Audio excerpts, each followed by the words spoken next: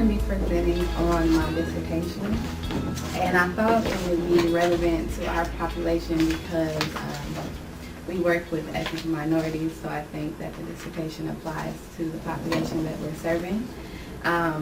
Specifically, my dissertation is talking about African Americans, and that is a part of our population. So the title of my dissertation is The Black Misconception of Self, an examination of internalized racism, adult attachment style, and perceived stress.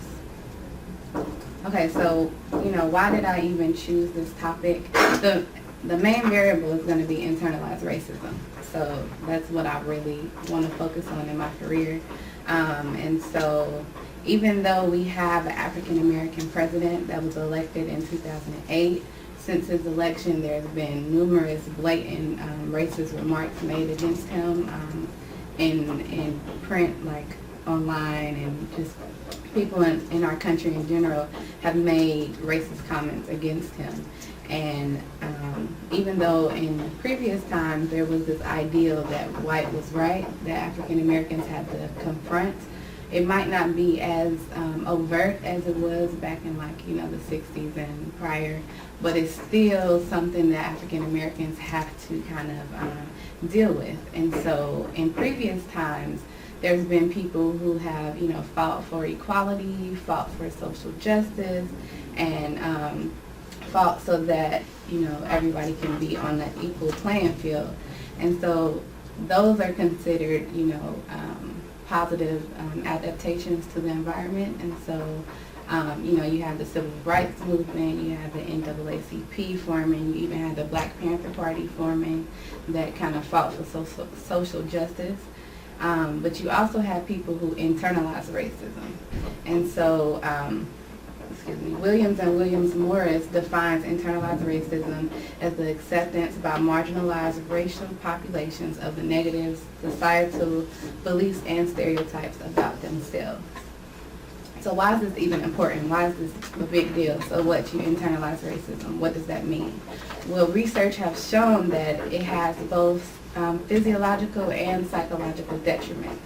So in terms of physiological detriments, internalized racism has been linked to the likelihood of having type 2 diabetes. It's also been related to higher levels of high blood pressure, and also it's been related to abdominal obesity among Afro-Caribbean women. It's also been related to disastrous effects for the cardiovascular health, and increased waist circumference, and also insulin resistance. So in terms of your physical health, internalized racism has been found to be very detrimental to your physical health. In terms of psychological health, it's been related to psychological distress, also lower levels of self-esteem, and then also increased symptoms of depression. There was a study that was done that looked at black women who came from a low SES, and they found that the higher the internalized racism was, the more depressive symptoms they reported. So in our population, we're dealing with low STS, and so I think internalized racism is another factor that we need to consider. And so I chose to look at also perceived stress. One reason is because of its relation to racism. And so there's been studies that looked at, regular stress and race-related stress, and they seem to go hand in hand. And then also, just in general, African Americans report higher levels of perceived stress than their Caucasian counterparts. So I chose to add that variable. And then adult attachment, I think I've liked attachment theory since undergrad, and so I kind of kept the ball rolling. And the majority of studies, if not all studies, say that the more secure attachment you have, the less likely you're to have low self-esteem. And even in this, for this study in particular, secure attachment is related to the way you perceive stress. So the more secure attachment that you have, you would perceive a situation that could be perceived as stressful, you would perceive it as less threatening. So I chose to add that as a part of my variables.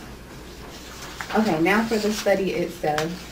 I surveyed, or my sample was 126 African Americans who have been in relationship within the last 5 years that lasted for at least 3 months. They were all over the age of 18. I ended up getting 91 females and 35 males. In terms of education, the majority of my sample were college educated, so 59% of them had at least a BA or above. In terms of annual income, 32% of them had between $25,000 and $49,000, almost $50,000 dollars in terms of income. Marital status, 63% of my sample said that they were either partnered or not married. And then 28% of them said that they were married, and 9% of them said that they were divorced. Okay, so in terms of my instruments that I used, I had a generic demographic questionnaire that just asks age, ethnicity, annual income, level of education, those sorts of things. And then I used the natal-novelization scale, which from now on I will refer to as the NADR.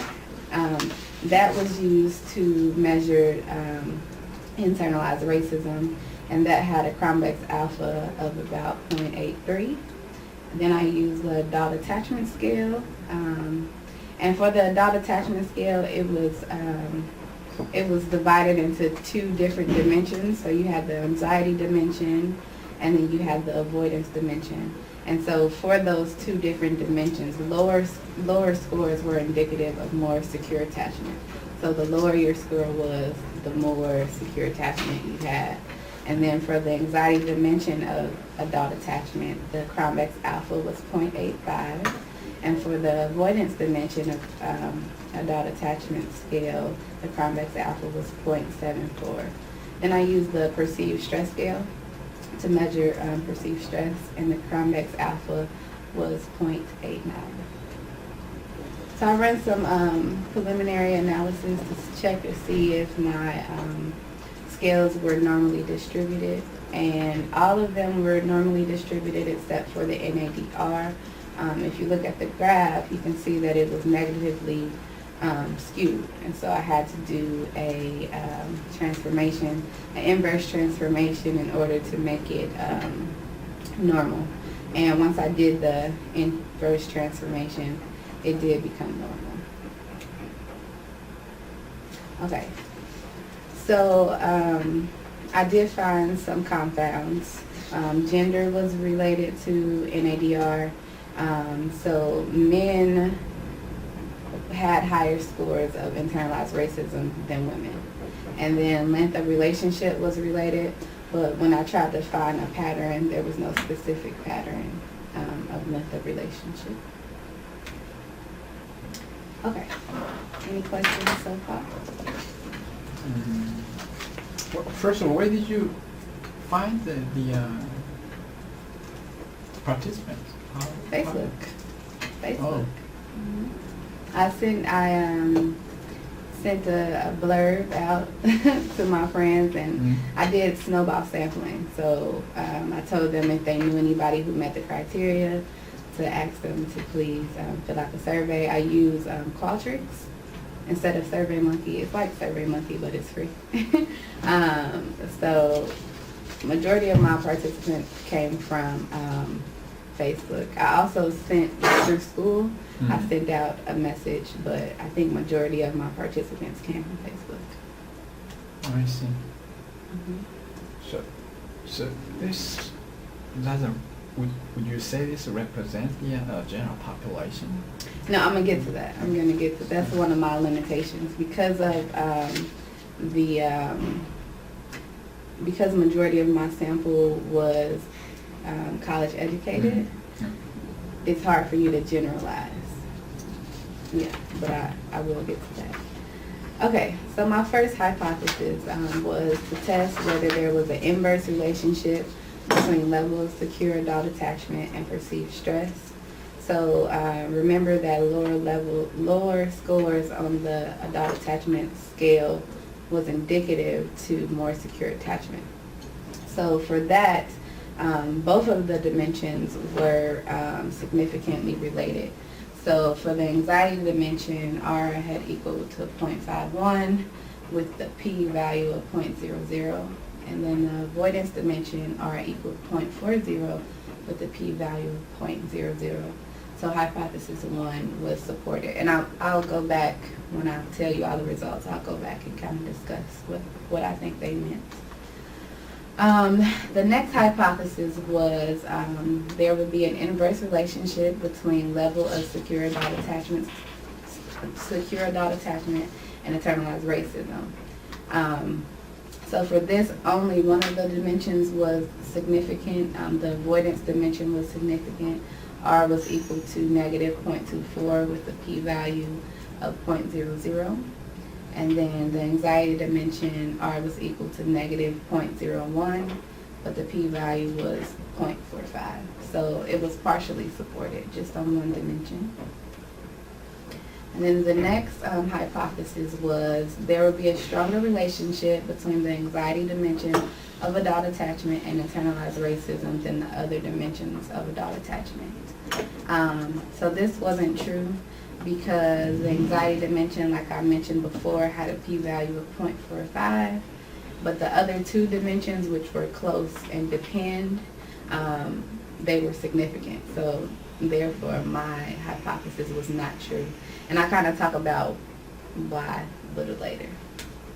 And then the last hypothesis, I thought that adult attachment style would moderate the relationship between perceived stress and internalized racism. So I was looking at the interaction term, and results show that it did not moderate the relationship between perceived stress, excuse me, and internalized racism. If you look at the change in R squared for both the anxiety dimension and the avoidance dimension, P was greater than 0.05. So hypothesis 3 was not supported. So just a quick review of the findings. More secure adult attachment was significantly related to lower levels of perceived stress. There was a significant relationship between more secure adult attachment and the avoidance dimension and lower levels of internalized racism. The relationship between the anxiety dimension of adult attachment and internalized racism was not stronger than the other dimensions of adult attachment, and adult attachment did not moderate the relationship between perceived stress and internalized racism. Okay, so what does that even mean? So in my study, the participants on the internalized racism scale, they could have scored anywhere from 0 to 100 and something, 123, I think. But in my actual sample, they scored between 23 and like 104. So nobody scored a 0, which I thought was really important because if you look at our society and how racism is kind of institutionalized and it's kind of very it's very covert, it's kind of hard to not internalize some of those stereotypes. Even if, you try not to, it's just kind of hard. So one of the questions on the internalized racism scale dealt with black men are more sexual than white men. It was a question similar to that. And so outright, you might not think that's a bad stereotype to have, but it is. It's a stereotype. And so just stuff like that people may agree with to some degree. Not saying that they totally agree with it, but just the fact that they agree with it to some degree kind of shows how it's hard just not to internalize some of the racism, at least to some degree. I know with me, it can be things such as like even hair. Hair And you would think like hair is not that big of a deal. But I used to question myself, like, why do I want to change the texture of my natural hair? You know, why do I choose to get it relaxed? Does it have to do with, you know, internalized racism and wanting to have the straight hair, or, you know, what is that about? And then even with my clients, I've had a client who was 11, and, you know, he talked about his skin color. He was kind of like a light brown, but he made a statement saying that he wishes he was lighter so that he can be more handsome. So I think that internalized racism is hard to get away from living in America. It's just really difficult to get away from. And even when you look at like the new case that's going on with the Trayvon Martin and the Zimmerman, you know, Zimmerman was not a white person. You know, he was an ethnic minority, and so you have to look at, you know, what are some of the stereotypes that ethnic minorities have. And so did some sort of internalized racism play a role in that death? It could have been. So that's why I think it's important. And then there was a difference between men and women on the internalized racism.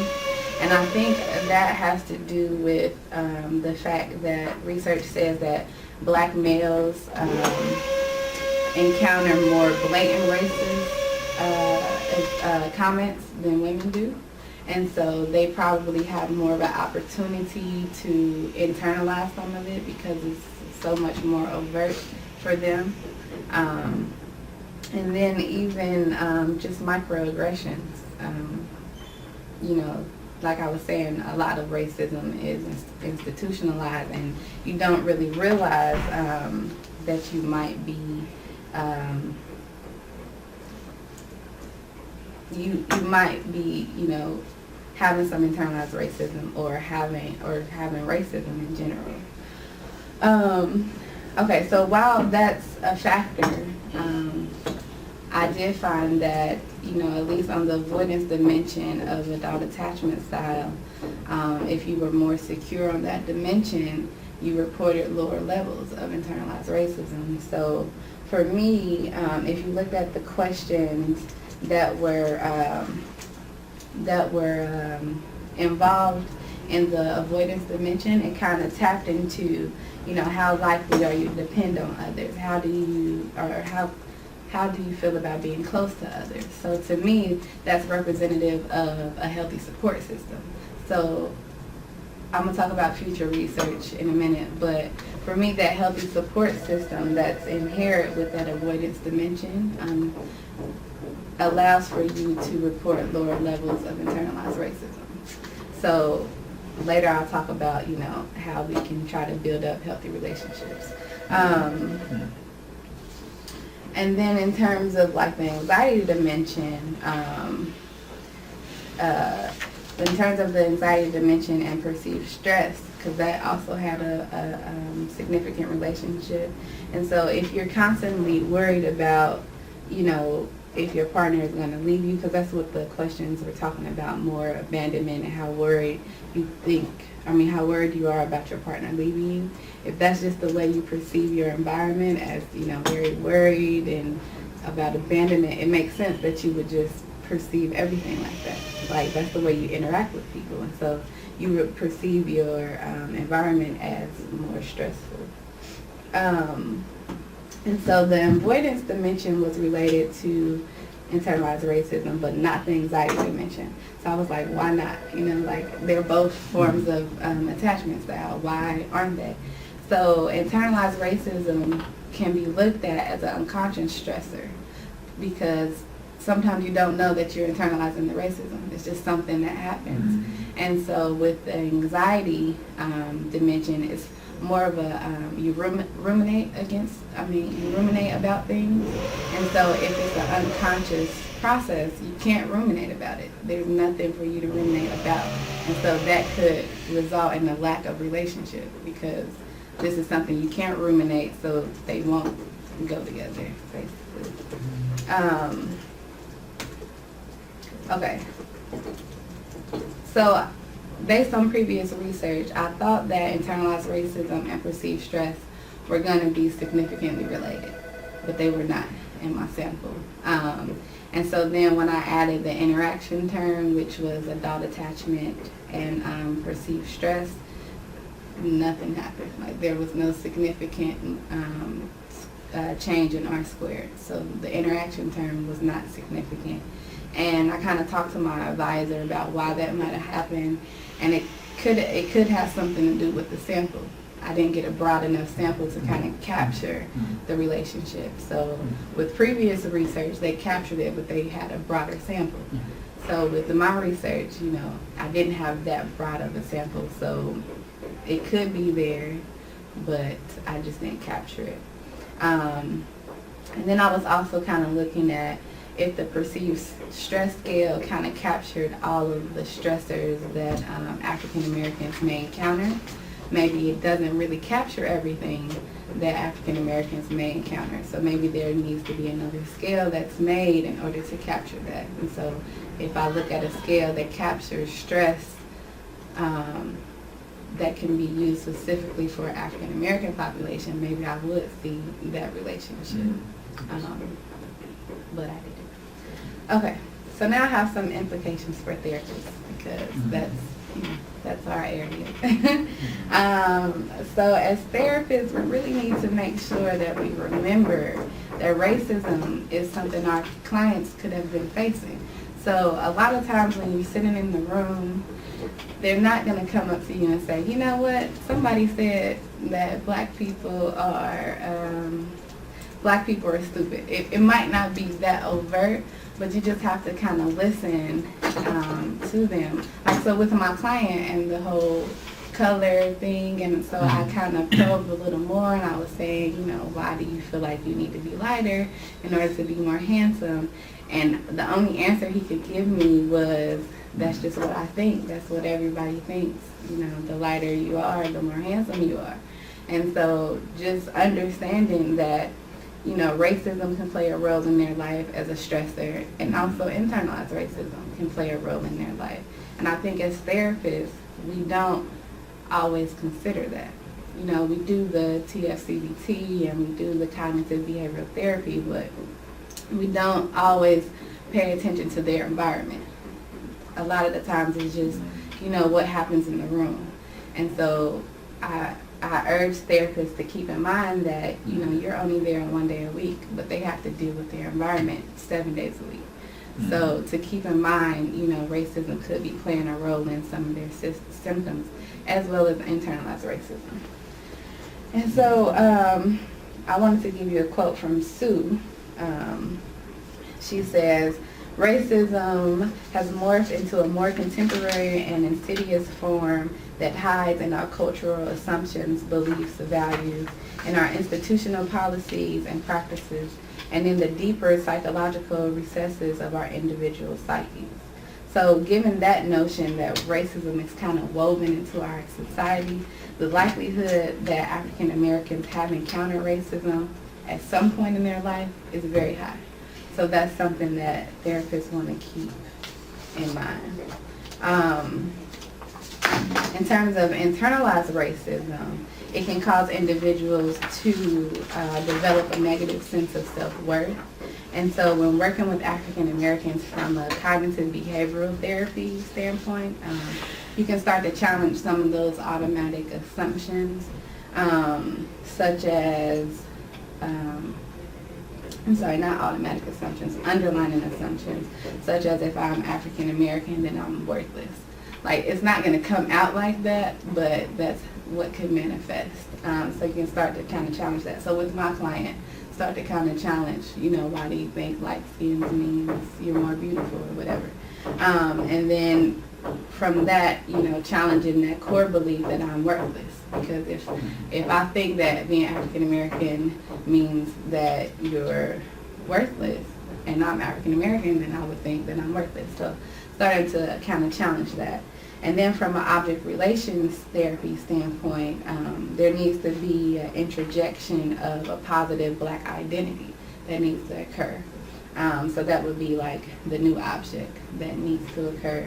And so I read Akbar, he's known for like Naeem Akbar. He's known for like African American like cultural awareness. And so from him, he says that before you can develop this more positive Black identity, there needs to be self-awareness that needs to take place. And so he states that awareness is the key to psychological well-being for African Americans. And so, awareness is inherent in the therapeutic process.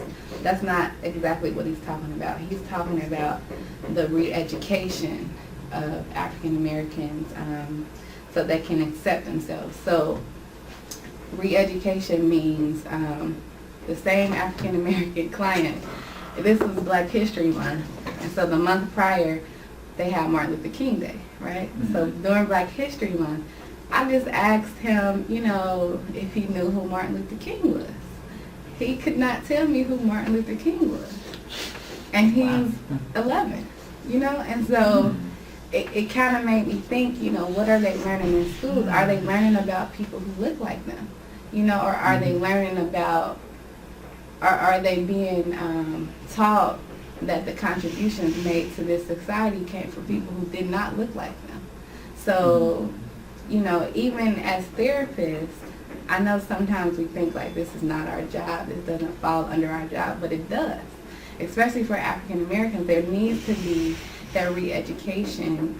So bringing in, because I took a class on African American psychology, so bringing in books that kind of talk about, the contributions of African Americans to this society can help with self-esteem.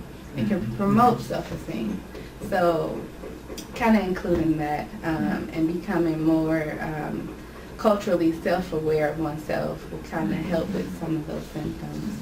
And so he also states that there needs to be an activation of 4 dimensions, which are self-respect, self-preservation, self-determination, and self-discovery. And so with self-discovery, that's that continual self-knowledge. So not just, once you learn about Black people for 3 months and then you just stop. That's not what he's talking about. He's just talking about a continual self-knowledge that should take place. So that's my little spiel about therapists. So with future research, I think that what I'm planning to do with my career is look at resilience. So like I said before, in my sample, everybody had some degree of internalized racism. But the question is, why did some people only internalize it a little bit and some people internalize it more? Does resilience play a role in internalized racism? Because if you look at resilience research, it would say that you're resilient if you had a more than expected or better than expected outcome. So in this situation, if you have the adversity, which is racism, one of the outcomes could be that you internalize the racism. But some people don't internalize it, and some people internalize it to a smaller degree. So maybe resilience is playing a role in the degree to which you internalize racism. And then I also want to specifically look at protective factors. So I may mention that it could be a healthy support system. It's kind of helping people not to internalize racism, but I don't know for sure if that's true. So I kind of want to use my future research to look at support systems, whether it be church, community, family, mentors, whatever. Like what role does healthy support system play, and is it a protective factor? Okay, so there were some limitations to the study. Like I said, a majority of my participants were not in relationships at the time that they completed the survey. So they could have been reporting on distorted memories. Maybe the last relationship that they had ended really badly, and so they answered it accordingly, and that might have skewed the data. Also the sampling method. So like I said, most of my participants were college, had a BA or above, and so I didn't really get to capture, people without a degree, well, a lot of people without a degree. I didn't really get to tap into the unemployed. I didn't get to tap into just, yeah, because even the SES was higher. You know, they made between, majority made between 25 and 49. So, you know, I'm assuming that stress in the unemployed would probably be high, and that's just a whole nother section that I didn't capture.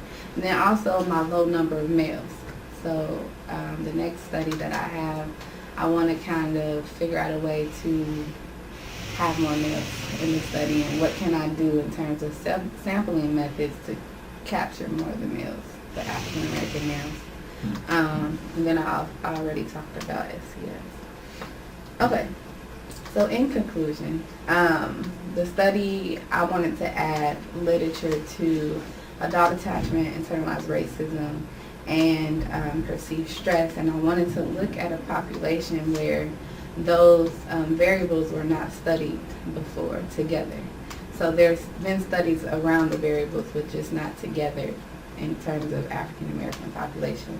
And so I did that, and so the results show that adult attachment, more secure adult attachment, is related to lower levels of perceived stress, and it's also related to lower levels of internalized racism. And it didn't moderate the relationship between internalized racism and perceived stress, but I think that the results really suggested that there needs to be a development of more culturally specific interventions that, you know, combat some of the internalized racism. Because if we don't, we can just, I mean, look at what happened. Like I said, Trayvon Martin. Like, you know, if we don't start to develop some of these interventions to help our children, we deal with foster children, so we can kind of capture them early, you know, and start this process early so that, you know, when they become adults, they won't, you know, have so much internalized racism. And so that's what I plan to do with my career. You know, doing the whole cultural re-education, I think is a very, very important. And then just making sure that I am a culturally competent therapist. That's my main goal. And, you know, moving from here and even to, like, you know, the Latino community, because there were studies where they looked at internalized racism in the Latino community as well and found some of the same results. So this study can be, you know, used as a springboard for other communities. Yes, it sure sounds like it. Yeah.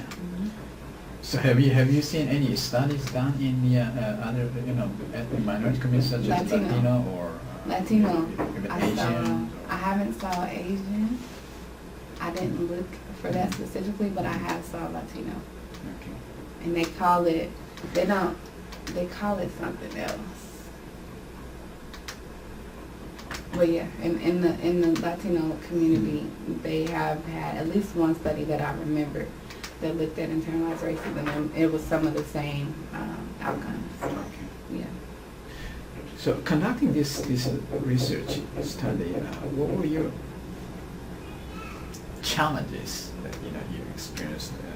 Some of the challenges were, like I said, trying to do the sampling, not being able to capture the African American males, just the African American population in general. I was very, like, shocked and pleasantly surprised at how quickly I was able to get 126 participants. Like, it only took me about 2 days. It didn't take long at all, and so I was like, well, like, what does that mean? What do you think that means? It's a couple. I think because I have a healthy support system. Like, my family and friends are really interested in seeing me, you know, finish my dissertation. So it was just like this influx of people that was like, okay, we're gonna do it. And so I was very, very grateful to them that, you know, they filled it out. They forwarded to friends. They had friends sitting in front of computers filling it out. So I was very excited. So I think that had something to do with it. I also had a raffle for 3 $50 Target gift card. Oh. Yeah, so that might have played a role in it. Okay. So, but it still was challenging to find males. And also to find the ones who, may not have computers. Okay. So that was a bias on my part. I didn't go out to the community and try to, because for selfish reasons I wanted to get finished. So I think in my, when I do this in my career, I would have more flexibility to kind of go out into the community, have them fill out the survey, not online. So, yeah. What about the finding appropriate, valid research tools, assessment protocols? That wasn't difficult. Other than like the perceived stress scale, it's still, it's a widely used scale. Okay.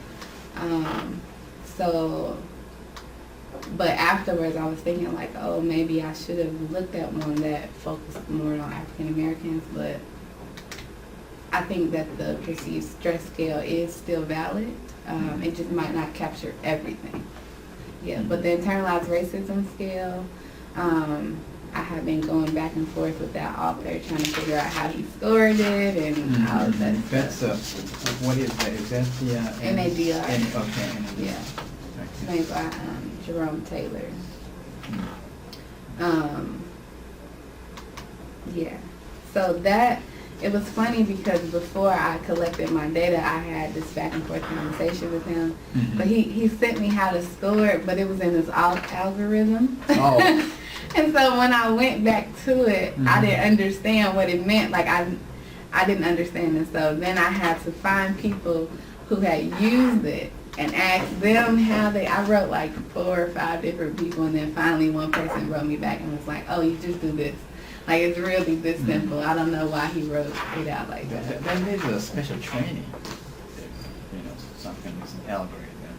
But it's not even that. It's not even that hard. It was just the way he wrote it. It looked more difficult, but you really was just supposed to inverse one of the items and add it all together. That's it. Nice. So yeah. What are you? You talked about this future research, and you want to look into this resilience and other protective factors.